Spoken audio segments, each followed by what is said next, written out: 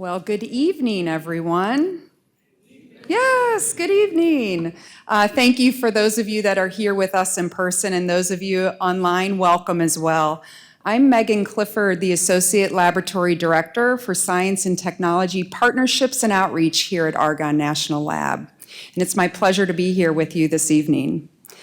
This evening's OutLoud program, titled A Greener Getaway, the Economic and Environmental Impact of Electric Vehicle Travel.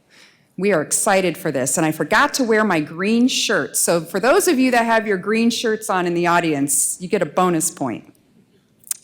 Argonne's Office of Community Engagement produces the OutLoud Public Lecture Series to share the lab's cutting-edge research and pivotal discoveries with the science-curious community, which is you. Tonight's lecture highlights the sustainable evolution of transportation. Our researchers will discuss how electric vehicle, or EV, travel is contributing to a cleaner environment and resulting in significant economic advantages.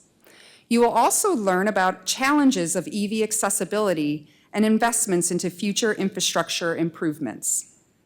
Before we begin, I have a few housekeeping notes for our audience, whether you are here in person or at home.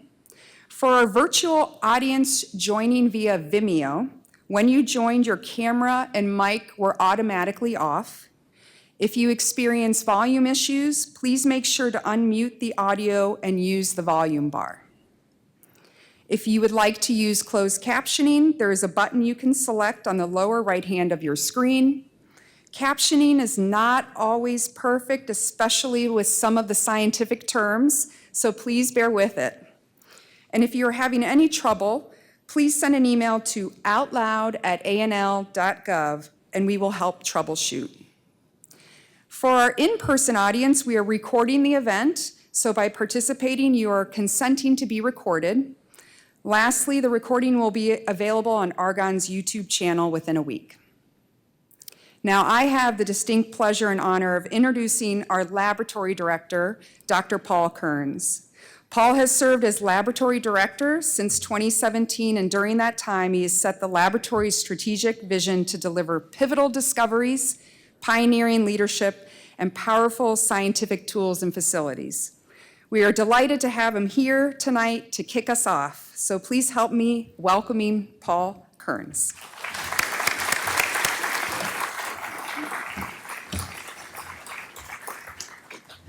Thank you very much, Megan. Let me add my welcome to everyone, really, for joining us this evening as part of our OutLoud Public Lecture Series. I am Paul Kearns. I have the distinct honor, the privilege, really, of serving as the director of Argonne National Laboratory. Pretty certain I've got the best job in the world on most days. So really pleased to be here and provide my welcome as well as provide a few remarks. It's a pleasure to host today's programs both in person and virtually. This hybrid format does allow us to share our cutting-edge research with a wider audience. For those in person, we hope you enjoyed seeing the EcoCar research vehicle and experiencing our battery upcycling exhibit here at Building 240. It's the end of June. If you haven't already, many of you are preparing for your summer vacations. Mine begins tomorrow, so I'm pretty excited about that. You're determining where to go and what to pack. You're mapping out alternative routes and contingencies to ensure the best trip possible. There's a lot of planning to do, yet we encourage you also to consider how your transportation affects the environment. Tonight, we'll present the many ways Argonne is advancing eco-friendly transportation methods. We'll help you make informed choices that could foster more sustainable and responsible approaches to your upcoming getaways. Before our talks on these topics, let me briefly discuss how Argonne is empowering a clean energy future. For over 50 years, our laboratory has been at the cutting edge in developing alternatives to the internal combustion engines. In the 1970s, we were part of the first wave of research developing a lithium-based battery.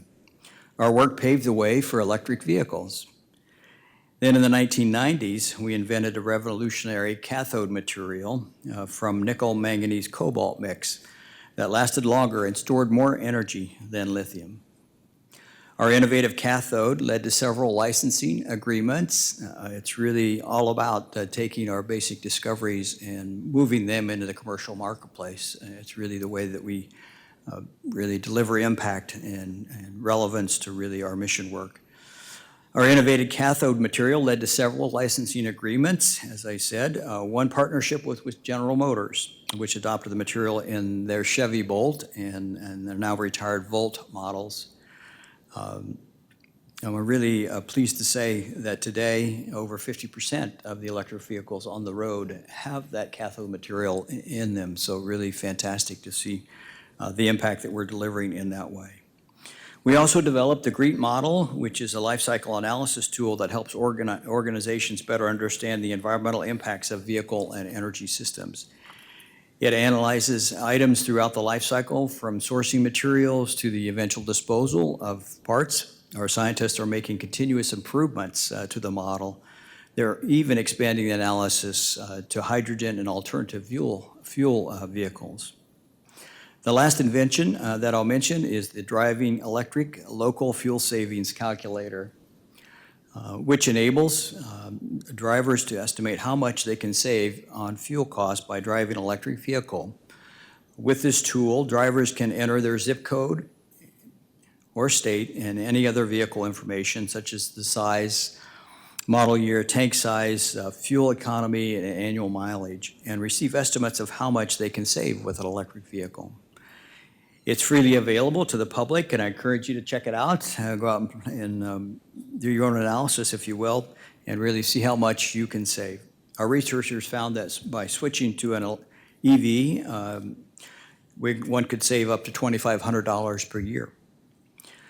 Not only can these technologies safeguard our environment and cut travel costs, but they also can spur economic growth across the United States. Reaching net zero carbon emissions by 2050 will transform all sectors of the economy.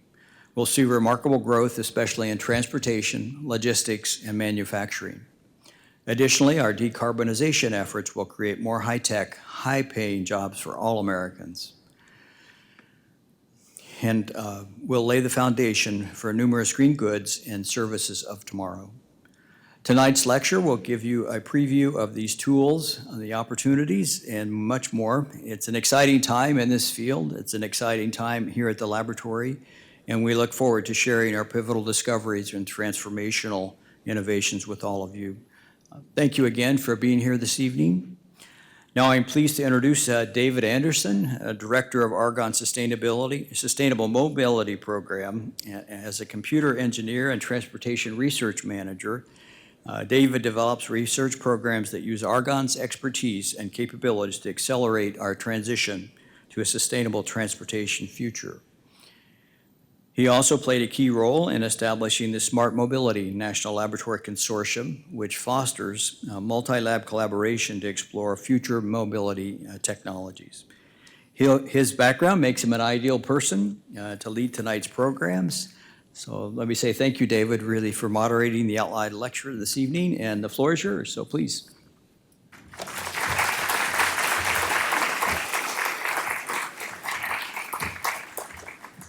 All right, good evening, everyone, and thank you, Paul, for the introduction, and thank you all for being here. I am excited tonight. As Paul said, it's an exciting time. It's an exciting lecture we have tonight. My role is simple. I'm simply here to introduce our slate of speakers and to moderate the Q&A session that takes place after their presentations.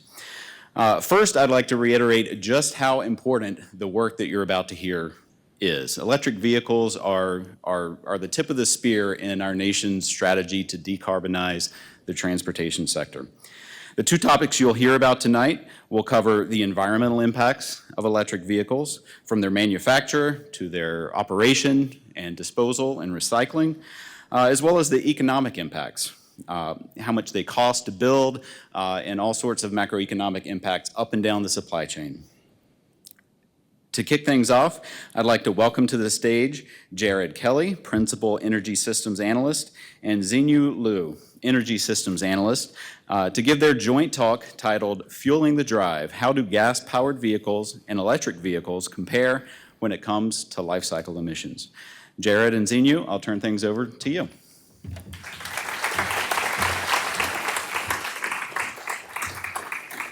Well, thank you very much, David, and thank you all for coming here. It's my pleasure to be able to speak with you today.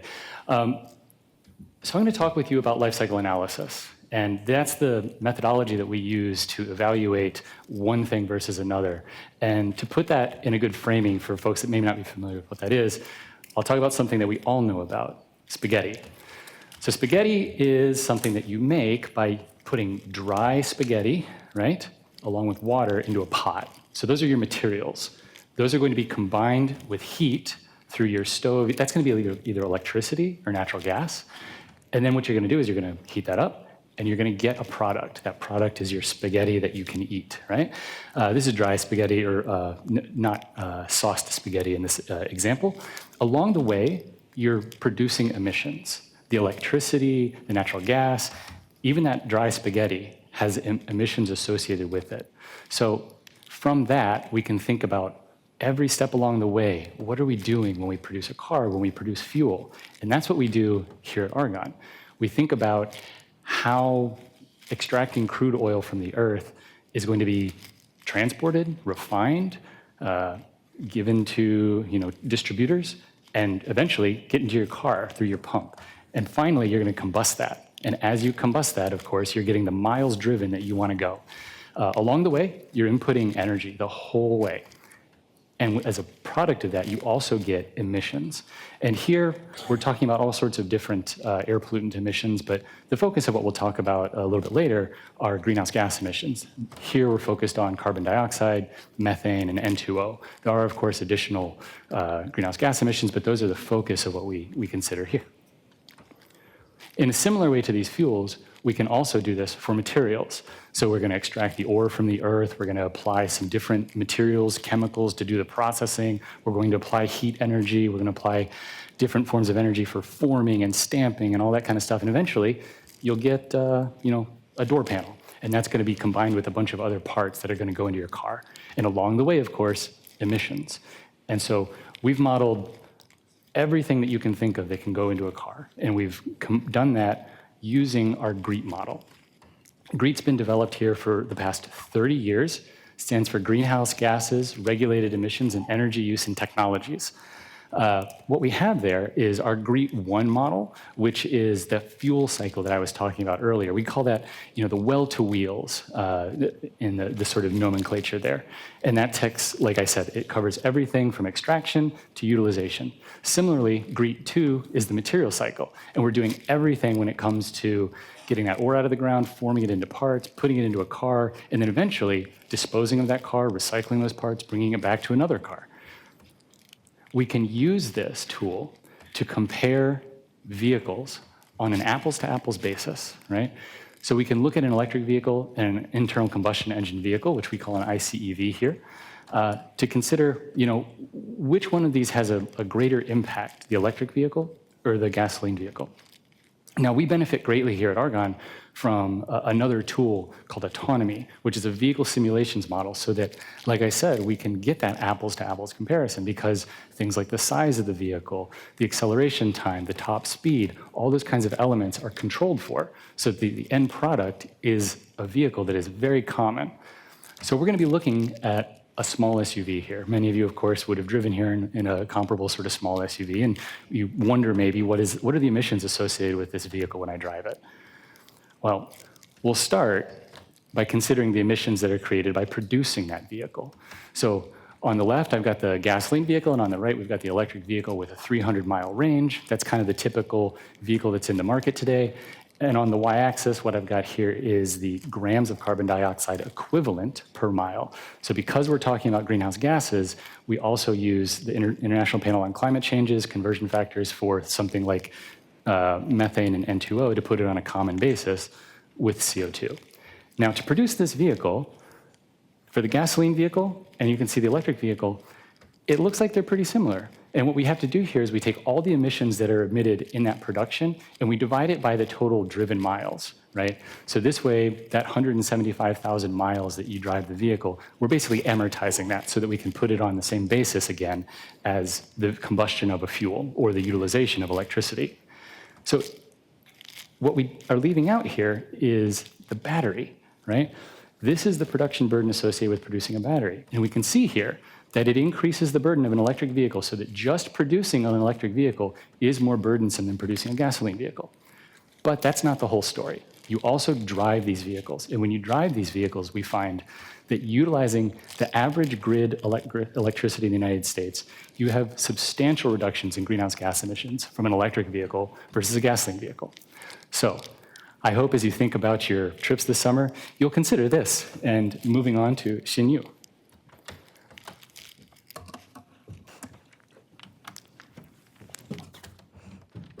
Thanks. Yep. So thanks, Jarrod, for the great introduction. So my name is Xinyu. It's my great pleasure to be here.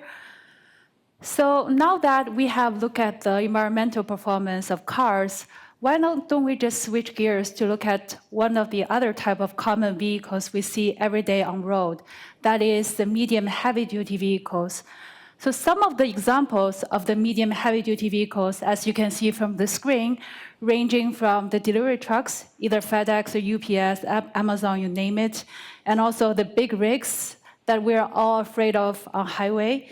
And other examples also include the cement truck, the garbage collection truck, and also the pickup trucks, and many more. But for today's presentation, I'm only focusing my discussion on the delivery truck and the big rig. I'm going to compare the environmental performance of these two types of vehicles. So there are advantages and disadvantages of battery electric vehicles. So let's start with the advantages first. So first, the fuel is cheaper, as Paul just mentioned in his presentation. And the second, electric vehicles have fewer moving parts, which means less maintenance is required. In addition, there are zero emissions during operation. However, on the other hand, the disadvantages of the electric vehicles is the need for longer charging time.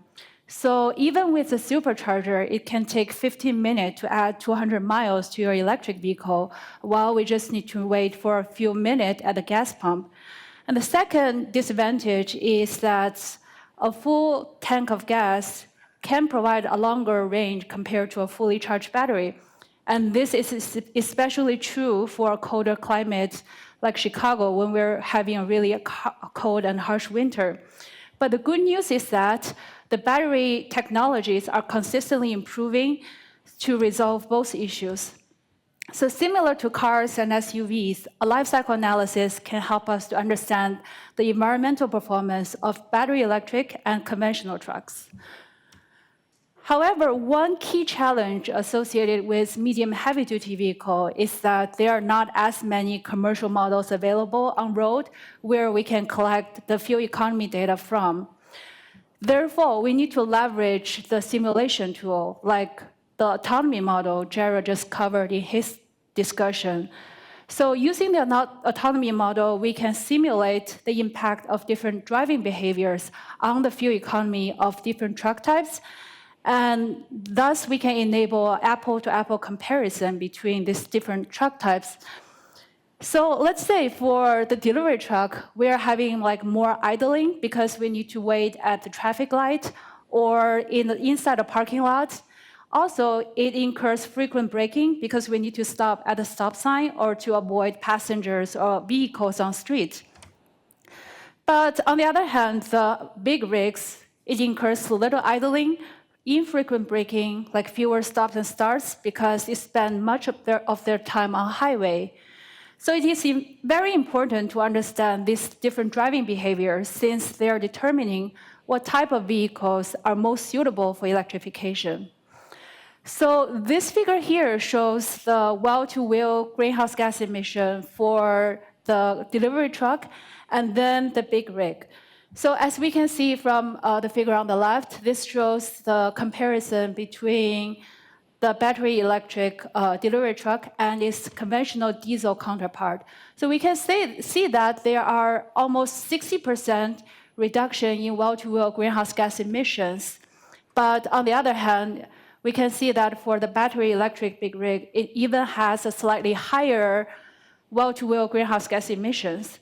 But this is under the assumption that the US grid mix is used to charge these vehicles. So the key message I want you to take home from this figure is that electrification is certainly more beneficial when we are driving in an urban setting, when we're expecting more stops, more idling, and more starts. But again, don't get me wrong, I'm not suggesting that electrifying those big rigs are not worthwhile. This is because the well-to-wheel greenhouse gas emission of electric vehicles are heavily dependent on the electricity mix used to charge the battery.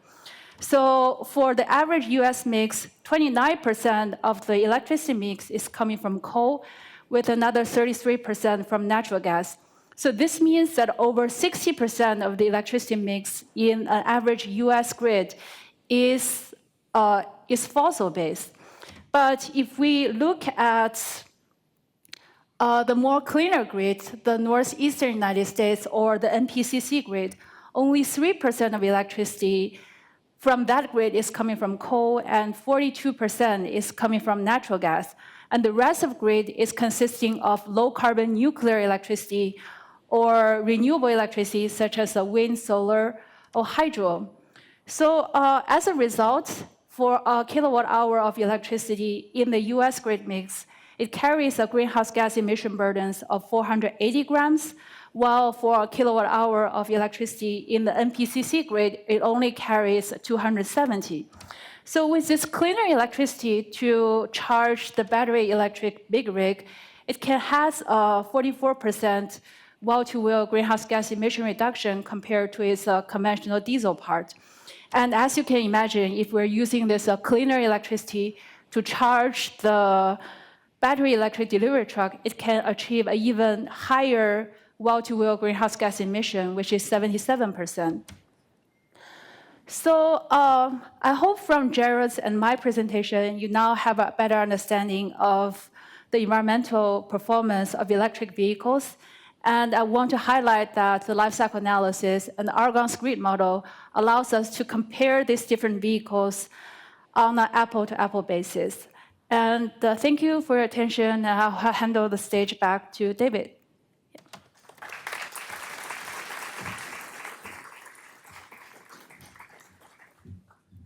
Okay, thank you, Xinyu, and thank you, Jarrod, for walking us through some of the environmental impacts of electric vehicle travel.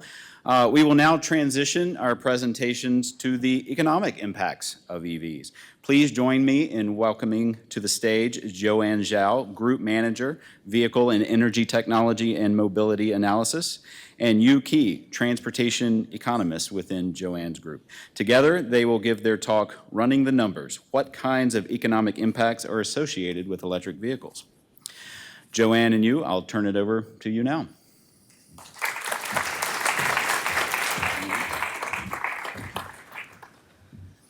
Okay, thank you for your time and attention today. I'm Joann Zhou with Argonne National Lab.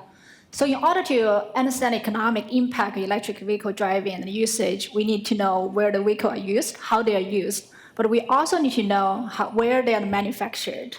Jarrod and Xinyu just talked about the emission impact, environmental impact of both the light-duty cars and also the medium-duty, heavy-duty trucks. So actually in the market right now, most of the electric vehicles are light-duty vehicles. When we say light-duty vehicles, that's including the sedan, the car, the SUV, the CUV, the pickup, and also the van. There's a very limited medium-duty and heavy-duty electric trucks in the market available. The first electric vehicle, the first electric car was sold in the United States in December 2010. Over the years, you can see the sales has been increasing. In 2023, there were over 1.4 million electric vehicles sold in the United States. And that counts for about 9 to 10% of the market. What that means, which means every 10 new cars sold in the United States, one of them are electric vehicles. And when we say electric vehicle, that actually includes two types of electric vehicles.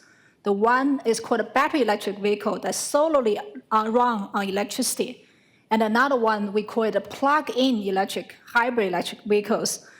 Both of them require plug-in to charge, But the difference is the plug-in hybrid can also run on gasoline. It can run both on electricity and the gasoline. So the first vehicle was sold in 2010. So now with 13 to 14 years of accumulation, how many electric vehicles are really running on the United States roads, right? So right now, by the end of December 2023, there's about 4.5 million electric cars in the United States. And there's a huge regional variation due to a lot of factors. As you can see in this map, California has the most electric vehicle registered. That's what we call the number of vehicles on the road. So what that means, right? So in California, the stock share about electric vehicle is about 4.5%, which means every 100 cars you saw in California, 4 or 5 of them are electric cars, while the average for the United States is 1.4. So it means outside California, every 100 vehicles you saw on the highway or on the street, only 1 or 2 of them will be electric vehicles. So there's a huge regional variation, and that lead to different impact at both individual level and the societal level. So Paul introduced the tool in the beginning of his talk. So we mentioned that an electric vehicle can reduce emissions. But however, the benefit of that emission and also the cost saving varies by region. And it depends on, so the fuel costs you can save by driving electric vehicle compared to the current conventional, the gasoline or diesel vehicle, really depends on the regional factors such as the gasoline price you have to pay when you drive the existing car, the electricity price you need to pay in the future when you switch to an electric car. But it also depends on what kind of car you want to drive, and more importantly, how much you're going to drive on a daily basis and annual basis. And our analysis showed that the electric car, driving electric car comparing to driving a conventional gasoline or diesel car, can save you up to over $2,000 per year. And that's a lot of a cost benefit at the individual level. And we developed this tool that actually have a default number reflecting for each zip code what is your average gasoline price, electricity price you have to pay, and also reflecting the regional preference of the vehicle class and also the regional preference of driving intensity, which means how much miles you need to drive. Imagine in the suburb area that people tend to drive a bigger car and drive more miles, and the people living in the downtown or city that they tend to have a smaller car and drive less because they have a public transit to depend. So all these factors affecting the cost saving at individual level. So the electric vehicle also have a benefit, economic benefit to the societal level. So that depends on where the vehicle are assembled and manufactured, where the battery come from. So this diagram shows for all the electric vehicles sold in the United States, which is the very right, where the vehicle assembled, and then where the battery pack and the battery cell were assembled. So what is different between the battery cell and the battery pack? So imagine a AA or AAA battery used at home. For a typical electric vehicle that can run 300 miles, that require about 6,000 to 7,000 cells like that. And all of that is called a one battery pack that put in an electric car that can support you to run 300 miles with one single charge. So as you can see, most of the electric vehicles actually sold in the United States are also assembled in the United States, but there are also a lot of other countries are supplying to the market here. And looking more upstream on the battery pack and the battery cell production, they're coming from more diverse market and plants all over the places. So that is the current situation. What is in the future? I mentioned that in 2023, there's 1.4 million vehicles sold. how much capacity we have to support the future EV adoption. There have been a lot of investment announcement, both on the federal level and the private level, to announce where and how much battery and EV manufacturer will be in the United States. And look at this map.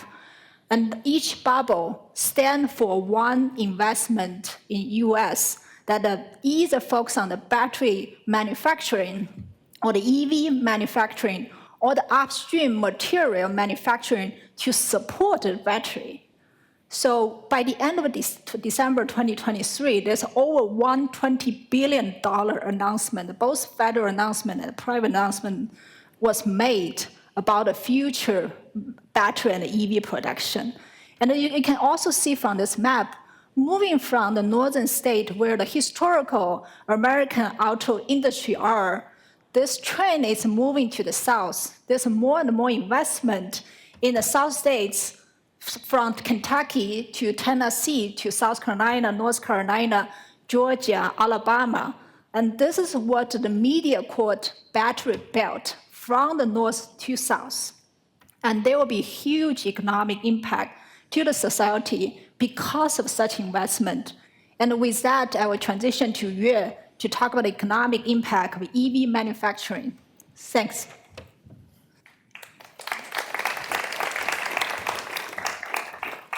Thanks, Joann.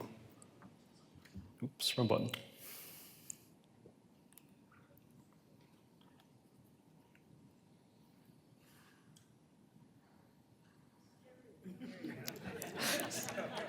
I knew I was going to mess up, and I guess I did. Okay, cool. So in addition to the batteries that Joann has been talking about, in order to think about the entire vehicle,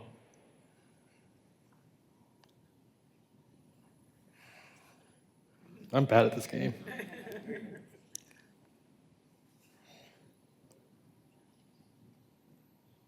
Yeah, I'm sorry. Yeah, so in addition to the battery that Joann talked about, we also need to consider the other parts of a vehicle because they also have economic implications for the country.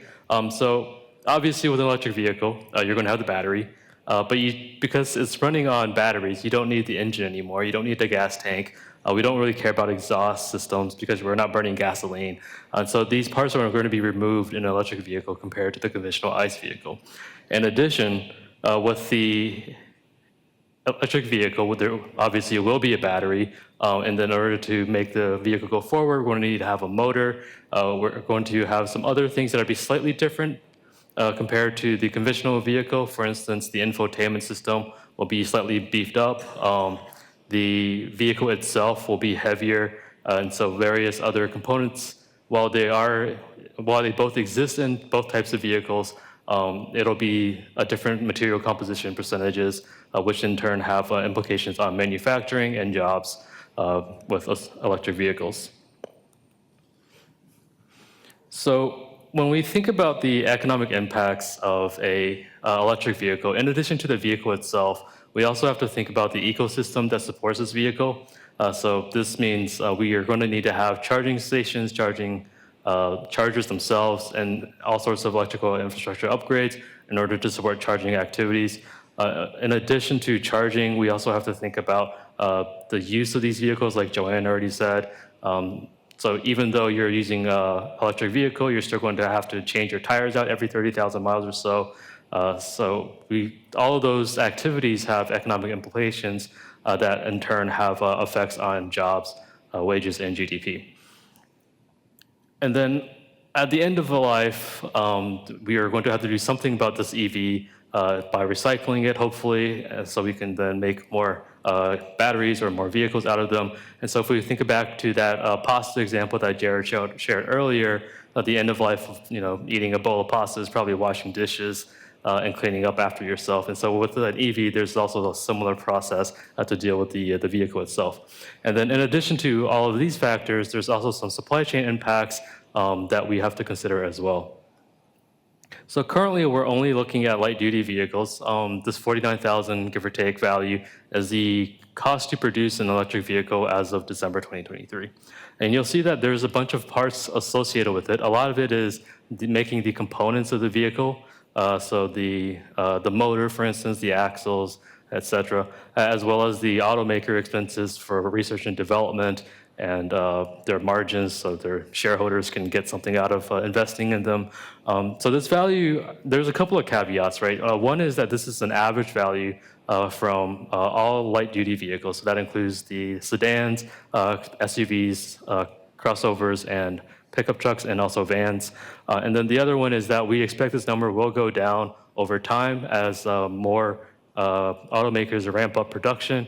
There will be returns to scale, and so that manufacturing costs should go down as a result.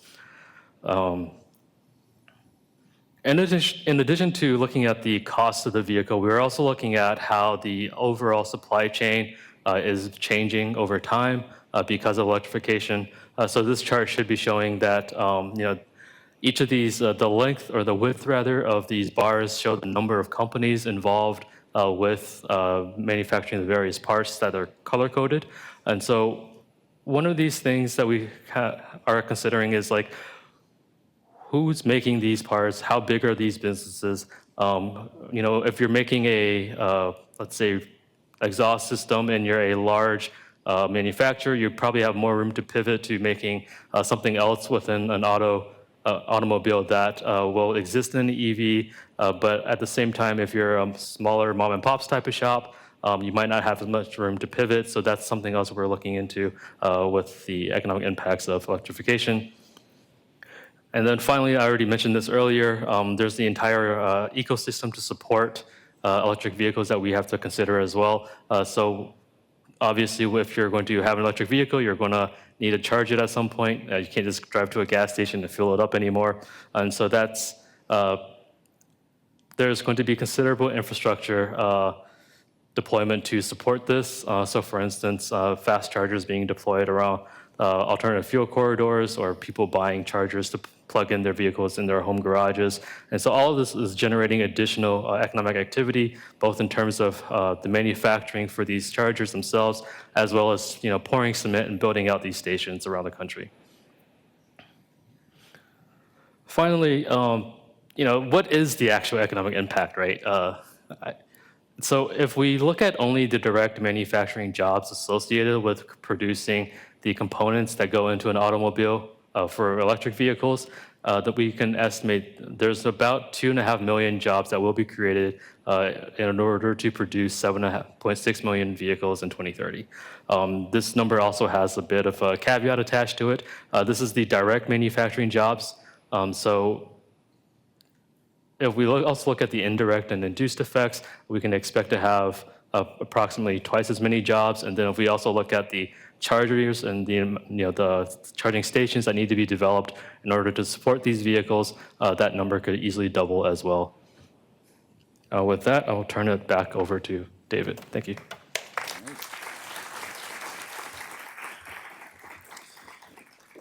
Thank you to you, and thank you, Joann, for walking us through the economic impacts of electric vehicle travel. I would like to invite Jarrod and Xinyu back to the stage. We've heard from our speakers, we've heard about the environmental impacts, we've heard about the economic impacts, and now we want to hear from you. We'll take questions from the in-person audience. For the in-person audience, we have one mic stand here in the middle. If you have a question, please come to the microphone and ask your question to the panel. If you're online, we ask that you type your questions into the chat feature, and we will pose it on your behalf to the panelists. We will get to as many questions as we can in the time that we have. So, all right, we will turn it over to you. Are there any questions for our panel? I see a hand over here. If you could, I see a couple hands. All right, while you're coming up there, we're going to ask the first online question. Yep, so the first one is, can you explain the choice of charging stations rather than swapping batteries? Which one of our panelists would like to take that? Charging stations versus battery swapping? Okay, I can take that. Right. Yeah. So yeah, definitely there's several choice of charging the electric vehicles. Charging station, especially home charging, has been the majority of a charging solution at this point. Then there's a public charging station. The traditional charging station deployment, that takes time takes land to deploy. So there's other innovative solutions. So battery swapping is one of the solutions that exists in the world, but more popular in Asian countries, not in United States. There's a lot of limitation related to battery swapping that limited the use in United States, such as the insurance, the ownership of the battery.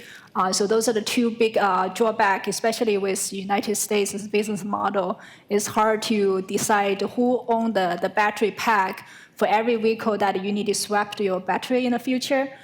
You need one pack in your car and one pack in the station who is doing the swapping that are ready for use. And you need another pack ready there for charging, is charging in the station.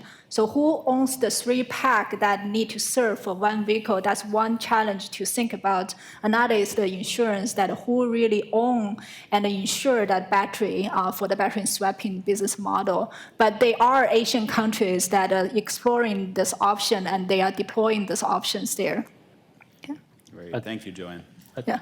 Yeah, I'd like to add real quick, there's also sort of the practical limitation. There's a lack of standardization between various automakers. So, if you were to drive a GM vehicle and then you go to the station to swap your battery, but they only swap Tesla's vehicle, like batteries, what are you going to do, right? So, yeah, there's some industry standardization that would need to be worked out in the US if that were to be a viable thing, in addition to the insurance issues. Right. Technical challenges and practical challenges. Joann, you had one of the slides that showed the energy cost versus home charging versus at charging stations. And the cost for the charging station was pretty close to twice as much, about 80% more. How are we ever going to make this feasible for somebody that lives in an apartment?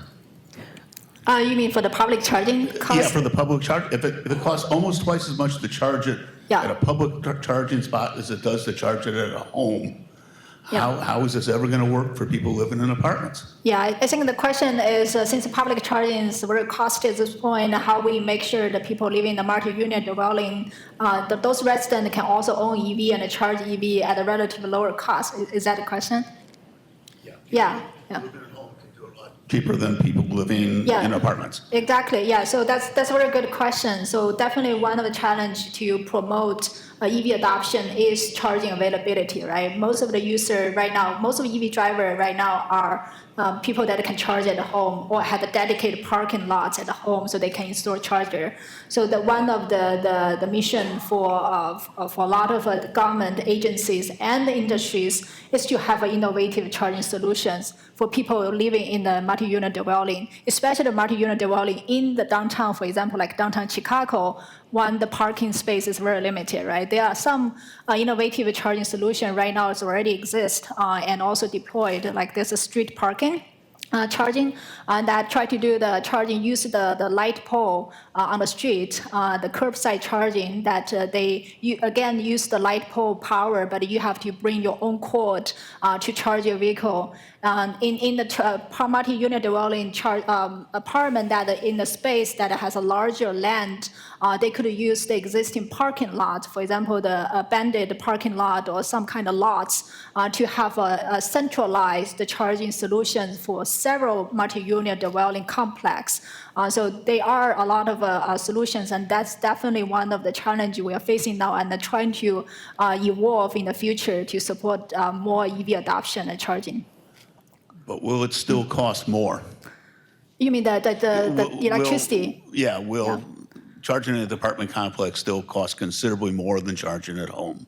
Well, I think it depends on who owns the charging station. So if the utility is part of that, so definitely this takes the whole government approach and all the industry partners as well. So if the utility is owning that charging station or the apartment complex own that charging station, they could only, especially the utility, they only need to pay for the residential charging cost. And that cost could transition to the consumer, and which should pay for the similar cost that you pay at home for your electricity use.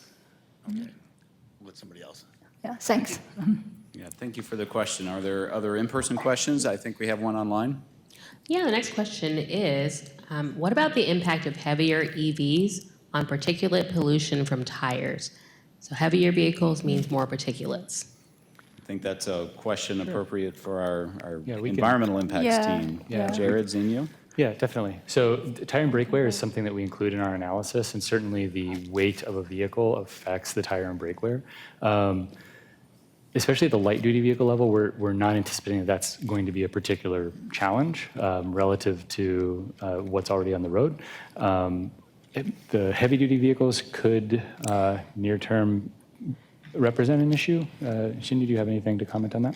Yeah, so I can comment on that issue. So basically, in the current simulation, we're trying to assume that the autonomy assumes that the payload is the same between the electric vehicle and then the conventional vehicle. So in this case, because of the weight of the battery, so the electric vehicles are significantly heavier compared to conventional vehicles, and then that will increase the tire wear. So that can cause like PM emissions, particulate matter. But let's say that these electric vehicles are zero emission during operation, but if you combust like gasoline or diesel, you definitely have those particulate matter or like VOC emissions like from your exhaust gas. So even though like you're having smaller amount of like those emissions from like tire wear, like in total, like you're still having a higher emission for the conventional vehicles. So hopefully that answers the question. Yeah, that's a great question. Another in-person question. Hi, so my question is actually a little bit similar to what was just asked. So you guys mentioned the e-axle and the e-cooling systems on a normal, like conventional vehicle. Those are systems that cause problems and, you know, need to be changed sometimes. Are those going to be problems that are present in an EV? And if so, like, what are those processes going to look like for just a normal person whose car might break down, you know? So the question, just to repeat, is related to essentially maintenance and repair of EVs relative, the cost of that relative to those of conventional vehicles, things like axles, things like cooling systems. Anyone have a response to that? Yeah, I can start and maybe others can add to it. So EV in general, in average, takes less cost, less money to maintain and repair on an annual basis. When we say EV, we talk about especially the battery electric vehicle that's only on electricity because it has a less engine component related, so it requires less regular engine component maintenance, so the per mile base per year and the per mile base cost in average is less. For the plug-in hybrid electric vehicle, it will require similar, if not more, similar maintenance and repair cost compared to the conventional, the diesel, the gasoline vehicle you're currently using. Yeah. Does anyone else have a response, or did that address your question, or? Yeah, thank you. Yeah. Thanks. In the end, you will still take your vehicle to a repair shop. Another in-person question here? Hi, I was just asking about, so 1.2 was the number that I got, right, for electric vehicles in the United States per 100 cars. I was just asking a question of, so I would imagine other developed countries in the world, such as like South Korea or some parts of China, will have much higher concentrations of electric vehicles. I'm curious as to the policy implications that cause those higher number of electric vehicles, such as in Germany or like Belgium or the Netherlands, and how that might be implemented in the United States. I'm just curious to see what kind of reading you've done on the topic. It's a great question. I'm curious to know which of you would like to take it. I think, as you mentioned, the policy is one of the driving factors, especially in the beginning of the market, when the market is less mature. The policy-driven that can bring you both financial and non-financial benefits that can promote EV penetration. And the fact that you mentioned that some of the Asian countries have a higher penetration, especially in the early market, they have a very high policy-oriented incentive to reduce both the purchase and the operation cost. Some of the example that also reflect, a similar example reflect in the United States. For example, Georgia wants to have a very general incentive for EV adoption. They have a very high market penetration those years. And once the incentive cut off and that penetration did go down for a while. However, once the market gets mature, the incentive is one driving force, but there's other benefits such as the cost saving, the emission saving, right? So that's when the mature markets come in, that you also need to have with the economic scale, you want to reduce the vehicle cost. So you want to reduce the battery cost, and that can lead to cheaper vehicle that a consumer would consider more affordable. In some of the Asian countries, you mentioned that also have a very affordable vehicle models available in the market for choose. And another thing is the model availability. Right now, we have over 100 model availability in the market, and in the very beginning of the years, there's only 10 or 20 vehicles. There's no van, there's no pickup trucks that run electricity. And for people like that, they just have no choice. And now the availability also increased, and that will further promote EV adoption. Gotcha. So if I understand properly, so we use policy-based monetary incentives to make up for where the market will improve in efficiency in 10 or 20 years. All right, that makes sense. Thank you. I think that's fair. Having done a bit of travel recently, I see other congestion charges, right? There are a lot of places where congestion charges are implemented and you don't have to pay it if you have an electric vehicle. We don't see that as much here in the U.S. Another in-person question? Hello, I have a comment and a question. Okay. So my comment relates to the gentleman asking about the cost of charging, because my first car was a Tesla Model 3 in 2018. I lived in a downtown Chicago high-rise with no charging. They said it couldn't be done, but I did it. So I relied for 3 years 100% on superchargers. So why did I do that? Well, because the low maintenance, you only have an air filter, you have windshield wiper fluid, and you rotate the tires, simple. It's safe. It has a ton of capabilities, and I was very much into data and technology. So it was great. So then I moved to Wisconsin, and I got a Model Y. I need a bigger car, but I could charge in my garage. So I could just plug in. It was slow, but that was how I dealt with my charging experience. And I love the car. I'll never go back. So my question is, where are we at with inductive charging and perhaps the research, and when can it be viable? Or are you looking at something else? Is inductive charging too complicated? Because I know some countries have made inroads with inductive charging. I can comment on this generally. As you noted, there are other countries that have invested somewhat heavily in trying to get inroad charging, maybe not inductive, but we'll call it inroad charging.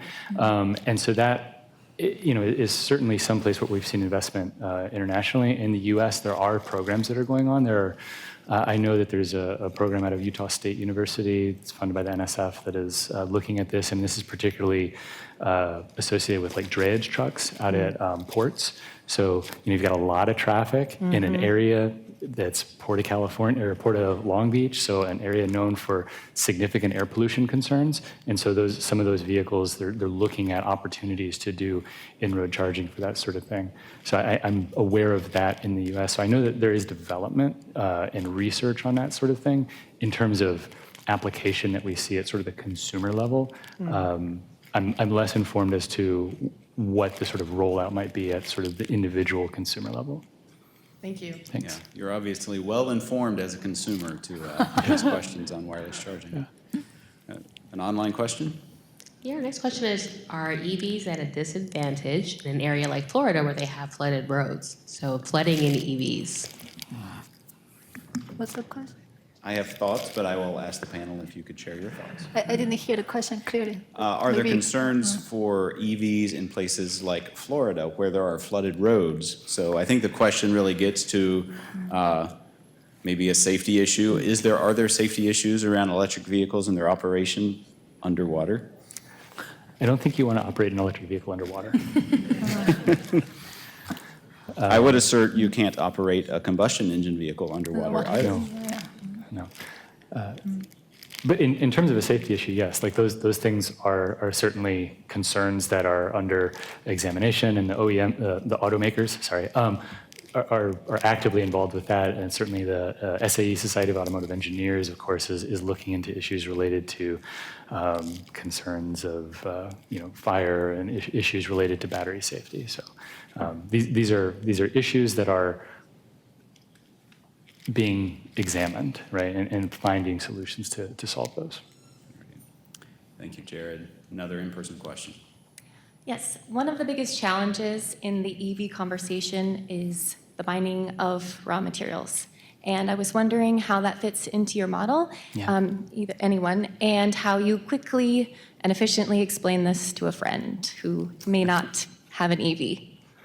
Sure. Very practical question. I can definitely take that question. So like I said, every material that goes into an EV, we have conducted what we call a life cycle inventory for. That means we go through and we conduct a detailed process modeling of all the stages of how do you get that ore out of the ground, how do you go through a beneficiation process, how do you go through other various processes to get the material that you would need. So for cobalt, for instance, you need to get it to a form of cobalt sulfate that you combine with other salts so that you can finally get to your cathode material.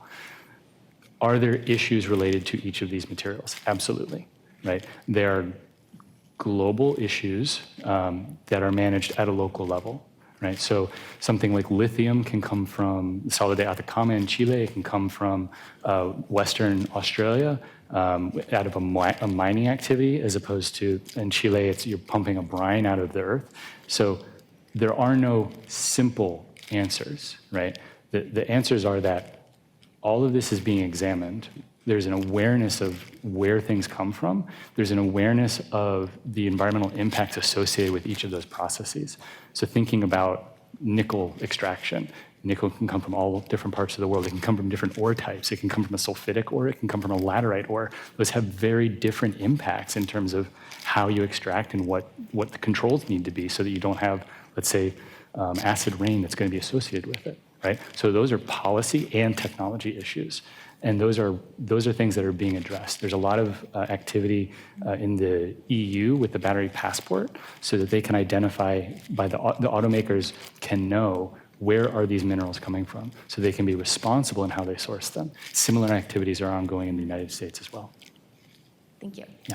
Yeah, I would add to that longer term, our lab, Argonne National Lab, as well as other labs in the DOE National Lab system are looking at earth-abundant materials to sort of get past this issue of critical rare earth materials that are currently in our battery supply chain. So. All right, we have another in-person question, and this may be our last one as we come to the end of our time together. Yes, I'm told on the last question. I was here about 10 years ago and was entitled The Future of Transportation. You may have been the moderator then, I don't know. I wasn't. But it seems to me that climate has advanced much faster in our progress on EVs or anything else. And so today, question is this the right debate, whether an EV is more efficient than a combustion engine? When these cars, whether it's combustion or EV, sits in a parking lot or in a driveway almost 90% of the time. It seems like if we're trying to get the most efficient transportation we can, we wouldn't be doing this and having private vehicles for everybody.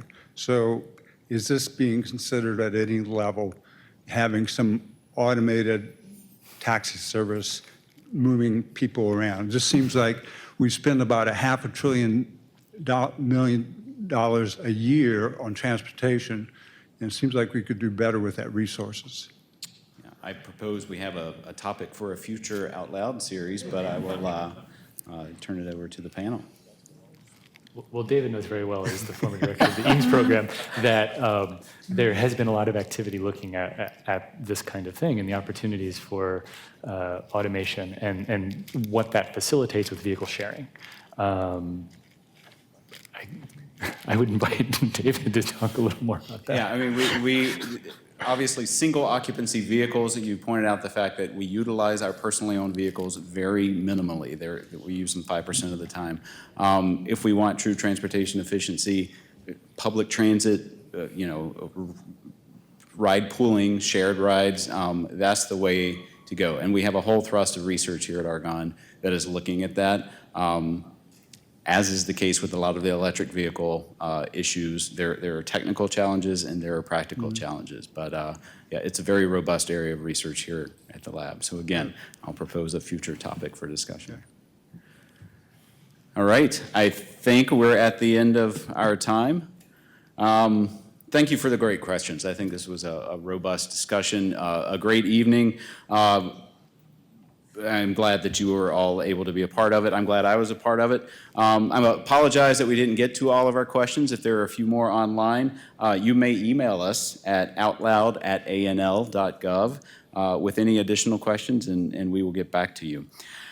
I'd like to close by thanking our panel of speakers, thanking our lab director, Paul Kearns, for his contributions, and finally thanking you all for braving the heat and then the rain to come out tonight. We hope you enjoyed the panel and enjoyed the discussion, and will join us again in October for our next installment of our OutLoud Lecture Series. Have a safe trip home, and whether or not you are traveling in an electric vehicle, we hope you have a safe summer of travel. Thank you very much.